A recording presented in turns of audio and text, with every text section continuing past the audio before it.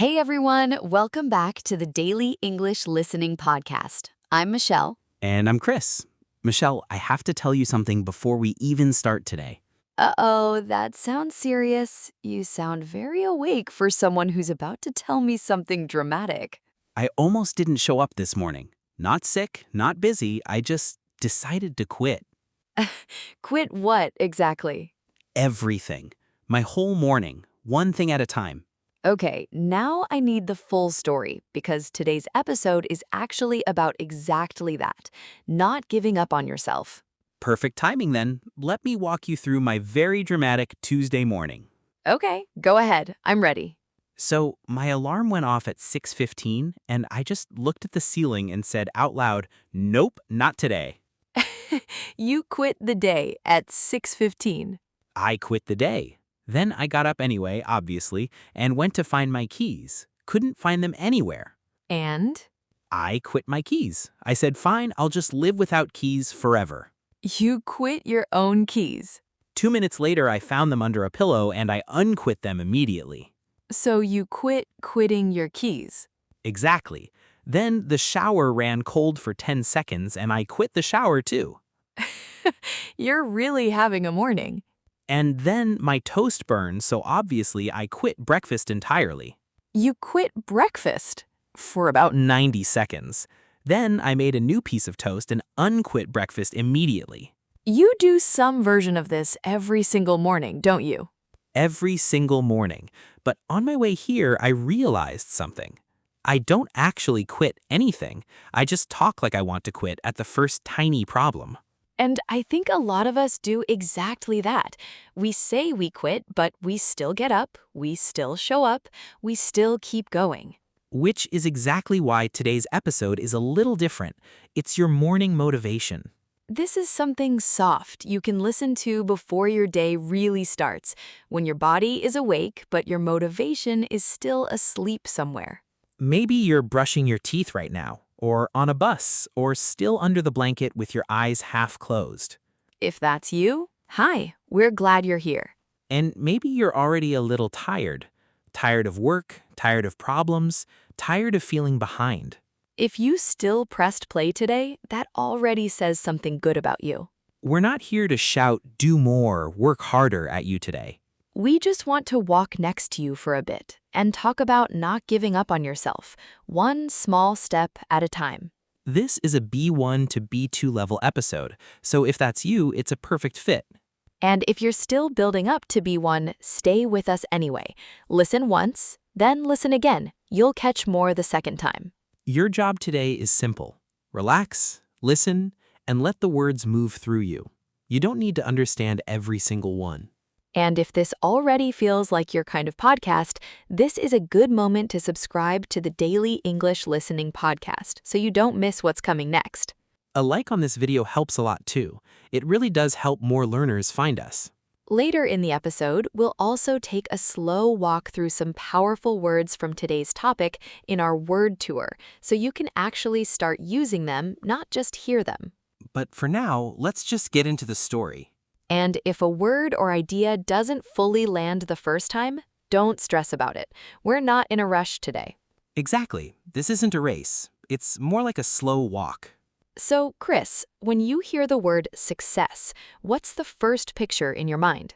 Honestly, a stage, bright lights, someone famous holding a microphone while everyone claps. Same here. Or maybe a huge house, a fast car, a bank account with too many zeros. Yeah, that's the picture most of us have. Big and loud. But the more people I meet, the more I believe something different. Most real success is actually really quiet. Quiet how? Success is usually just this. You don't stop. You keep going, even when it's boring, even when it's slow, even when nobody's watching. I actually saw that with one of my students. Tell me. She wasn't the fastest learner in the group, not even close, but she was relentless. Relentless, meaning she just never stopped, right? She kept going again and again. Exactly that. She wrote one journal sentence in English every single night for 45 days straight. Just one sentence? Just one. Some nights she was exhausted, some nights she'd had a terrible day at work, but she still wrote it. And what about everyone else in the group? A few started so excited. I'll write a whole paragraph every day, they said. After about a week, it became half-hearted. Half-hearted. You're doing something, but your heart really isn't in it anymore. Exactly. They'd write when they felt like it, when they had spare time, which basically stopped happening. And after the 45 days? That relentless student sounded completely different, more confident, calmer. She still made mistakes, but she wasn't scared of them anymore. So she didn't become a movie star. No, she just became the person who didn't stop, and honestly, that was her success. I love that. There's nothing flashy about it, and that's kind of the point. Exactly. No stage, no lights, no crowd clapping. Just 45 quiet nights, one after another. And I bet the other students in the group probably don't even remember starting that challenge. Honestly, some of them probably don't, but she'll remember finishing it for the rest of her life. I think that's true for anyone listening right now, too. You don't need something big and dramatic. You just need to be the person who keeps walking. And if you're still listening right now, you already didn't quit today. That counts. Okay, so we say keep walking, but sometimes the road just looks so long. True. When you picture a big dream, a new job, a new country, better English, maybe a huge exam, it looks like this enormous mountain. You just stand there looking up and think, there's no way I can do this. Exactly. I remember when I decided I wanted to run 10 kilometers.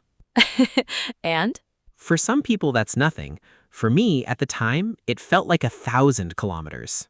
I remember that feeling with running too, but someone once told me something that changed how I saw it. What did they say? They said, this mountain isn't one giant rock. It's made of hundreds of small rocks. Oh, I like that. So instead of 10 kilometers day 1, you just run 3 minutes today, 5 tomorrow, 10 next week. I think it's exactly the same with English. People hear B2 level or C1 exam, and it feels like this huge wall.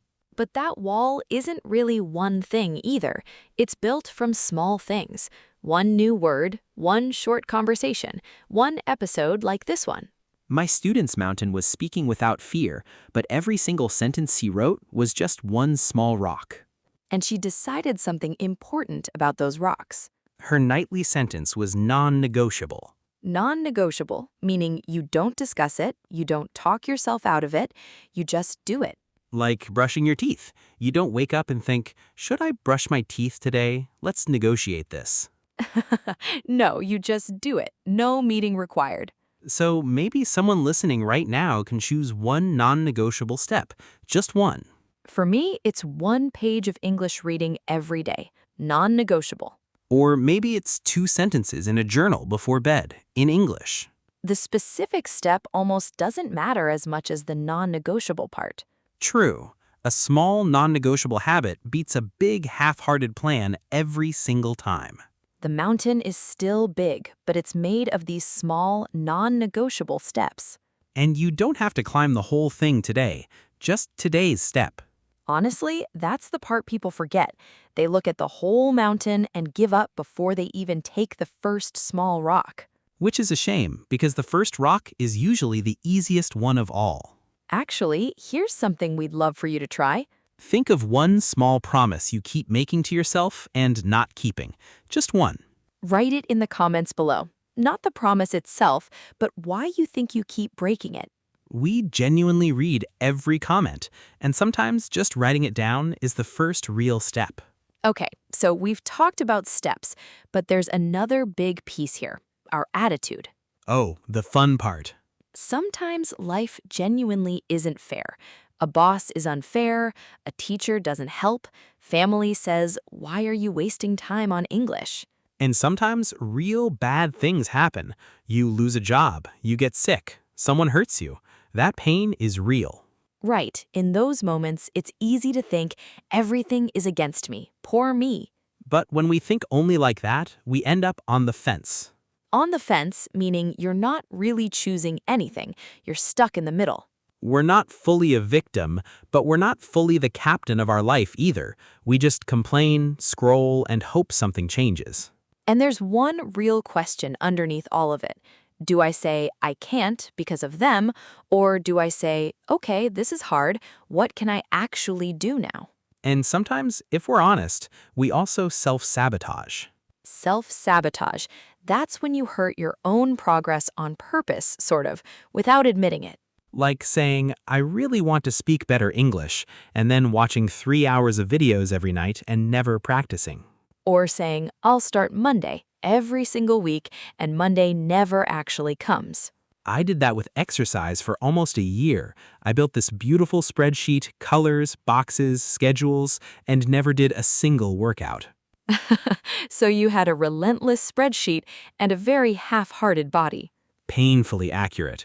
But the truth is, life is the road. Some hard parts, some easy parts, a few holes, some beautiful views. And we're the ones who decide where we stop walking. We choose in a lot of small moments, whether we're the victim or the captain. Maybe not every moment, but more than we think. And honestly, just noticing when we're on the fence is already progress. You can't fix a choice you don't know you're avoiding. True. Sometimes the bravest thing isn't a huge decision. It's just admitting, I've been sitting on the fence about this for way too long. I had a friend who was on the fence about switching careers for almost 3 years. 3 years just thinking about it? 3 years. The day she finally decided, she told me the actual decision only took about 10 minutes. So the thinking was the hard part, not the choosing. Okay, let's talk about something nobody really loves: discomfort. Everyone's favorite topic. Our brains love comfort. The sofa, the phone, the same food, the same routine. Honestly, a soft blanket and a good show does feel amazing. It really does. But your future self, the stronger, happier version of you, lives outside that comfort zone. Like the first time you speak English in front of people, it feels like an uphill battle. Uphill battle, meaning it feels really difficult, like walking straight up a steep hill. Your face gets hot, your heart races, your brain screams, say nothing, run away. Going to the gym for the first time at 40 can feel exactly like that too. Everyone else looks like a superhero, and you feel like a confused potato. A very uncomfortable potato. Starting something new at 30, 40, 50, it often feels too late, but it isn't. It just feels uncomfortable. We need one sentence in our heads for these moments. Uncomfortable now, stronger later. And when that lazy voice shows up and says, why bother? Just stay here. Just scroll. Sometimes we genuinely have to tell ourselves, snap out of it. Snap out of it, meaning stop this negative mood quickly and come back to the present. We're not saying rest doesn't matter. Rest matters a lot. We're just saying don't let comfort always win. Growth doesn't feel like a warm blanket. Growth feels more like a cold shower at first. Uncomfortable for a second, and then you feel more awake, more alive. Maybe this episode is exactly that small cold shower for some of you listening right now. And if it is, you're not alone in that feeling. And the next uphill battle you face probably won't feel comfortable either. That's just how growth works, unfortunately. But every single time you push through one, the next one gets a little smaller in your mind. It's strange, but the second uphill battle is never quite as steep as the first one. Because part of you now already knows you can survive it. There's one idea I really love, though. You can always begin again. A lot of people say, I failed before. That's it. This is just who I am. I'm lazy. I always quit. Or, I stopped learning English 2 years ago, so it's over. I lost my chance. But that's not true. That's just an old story. Sometimes we get what people call a wake-up call. A wake-up call, a strong event that shows you clearly that you need to change something now. Like a doctor saying, if you continue like this, your health will suffer. That's a wake-up call. Or your child asks you something in English and you can't answer, and it stings. A wake-up call can hurt, but it can also be a gift. It tells you it's time to flip the script. Flip the script, meaning you change the usual story, the role you've been playing. Old script, I always quit. New script, I used to quit, but I'm learning to finish things. Old script, I hate English. New script, English is hard, but I'm not running from it this time. Old script, nobody believes in me. New script, I don't need everyone to believe in me yet. I just need to believe in me today. That one might be my favorite of them all. Old script, I'm too old for this. New script, I bring experience, and I still start small, but I still start. Your life is like a notebook. You're allowed to turn the page. You don't have to keep writing the same story just because you already started it. And the beautiful part is, your new story can start with a tiny first sentence. Maybe that sentence is today's 10 minutes of English, or just today's decision, I'm not done with myself yet. And that decision lives inside something very ordinary, tiny daily choices. The boring magic. Exactly. Big change never really comes from one big miracle. It comes from 100 small, boring decisions. 1 glass of water instead of soda, 1 page in English, 5 minutes of walking. In the moment, it looks like nothing.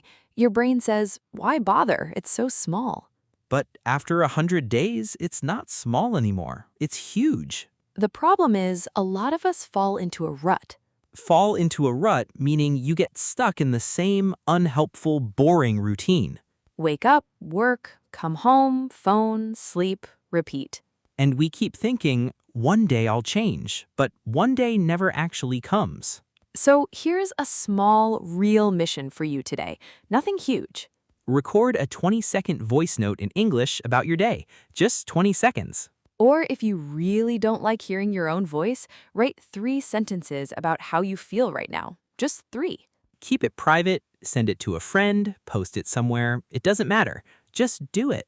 And if you actually do it today, come back tomorrow and do it again. That's really the whole game. 1 rep today, 1 rep tomorrow.